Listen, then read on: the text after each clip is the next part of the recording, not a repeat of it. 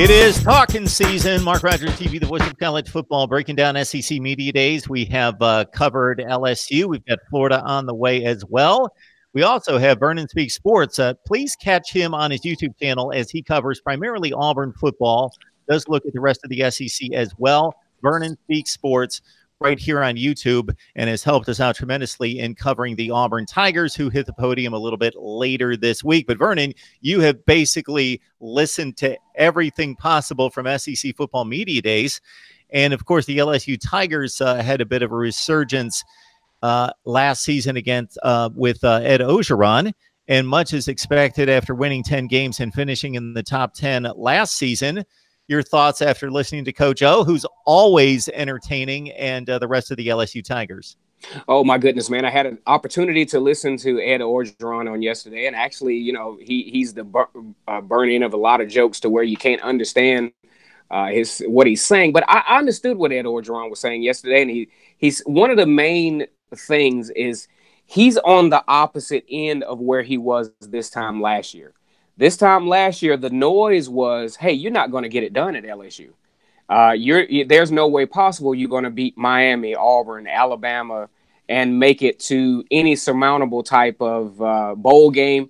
This might be you might be on the hot seat at the end of the season. That was the noise last year. But this year, he says we have to hold back the noise because we're on the other end of the spectrum this year. The expectations are very high for LSU.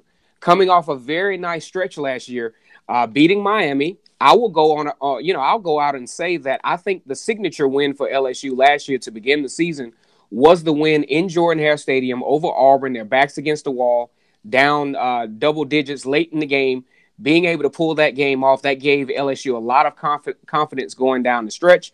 Also, you welcome the Georgia Bulldogs down into Death Valley and absolutely thrash them on your way to a Fiesta Bowl, basically silencing UCF. So the expectations at LSU could not be any more higher than they are right now. And Ed Orgeron's conversation was, hey, we have to keep all that conversation at bay because we're still not quite where we need to be. There's a lot of things that we need to work on. And if you want to talk about that, I can add more to that conversation as well. Yeah, Vernon. So everybody's high on LSU, me included, for a number of reasons why everybody's typically high on LSU. They have the best recruiting classes in the country, typically ranked in the top 5 to 10 in the country. They bring back a ton on defense. They arguably have the best secondary in the nation, strong defensive line, despite missing Devin White moving on to the NFL, the linebacking core in play. Freakish wide receivers, though, a bit inexperienced past Justin Jefferson.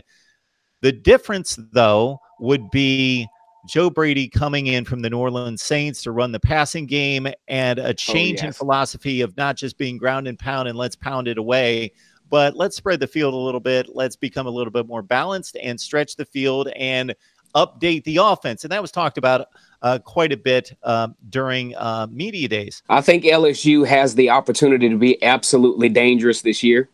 You talk about a very, very tough quarterback in Joe Burrow, who transferred to LSU from Ohio State.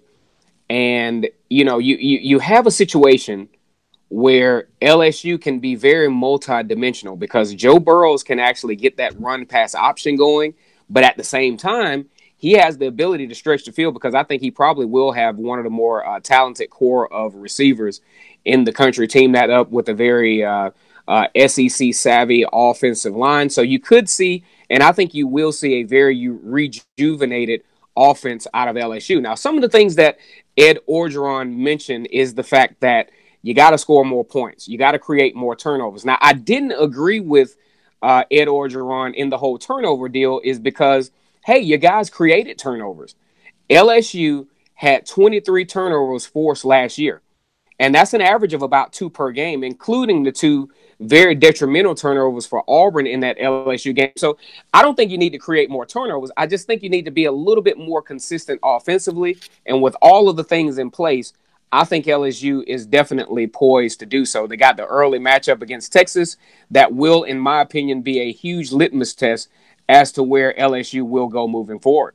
Yeah, people look at Joe Burrow as game manager, much like they look at Jake Fromm as game manager, but a couple things need to be considered here. One is that the style of offense has almost dictated that they're not going to throw the ball a ton, at least to date. We'll see if LSU becomes more 50-50 as Coach O predicts.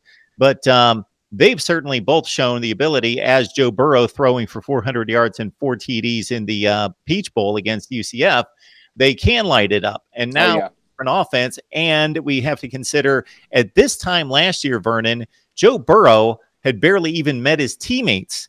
He didn't get the spring, the summer workouts, any of that under his belt. He enrolled late. He transferred late. He stepped on the field the first week of August with his teammates, so he had to become acclimated to new terminology, new play system, new teammates.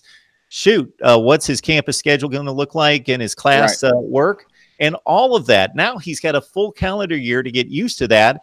And this is the offensive style that he's grown accustomed to running in high school and to a certain extent at Ohio State. So he's actually going to be more comfortable in this style of offense.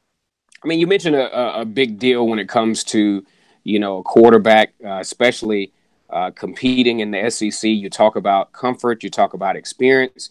And one thing about Joe Burrow that you cannot discount is the fact that he has some notches under his belt at this point. You have wins against Miami. You have wins against Florida. I mean, not wins against Florida. You have wins against Miami. You have wins against Auburn. You have wins against Georgia.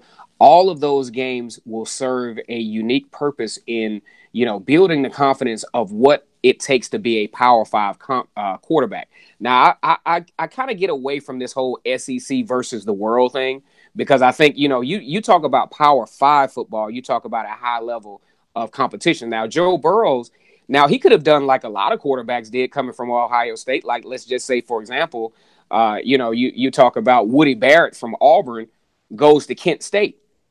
Joe Burrow did not go from Ohio State to Toledo. He went from Ohio State to LSU, some of the stiffest competition in college football. So that means he was up for the challenge and he was willing to compete for a position. So I'm going to go ahead and tell you, Mark, you got to look for some big things out of Joe Burrow this year.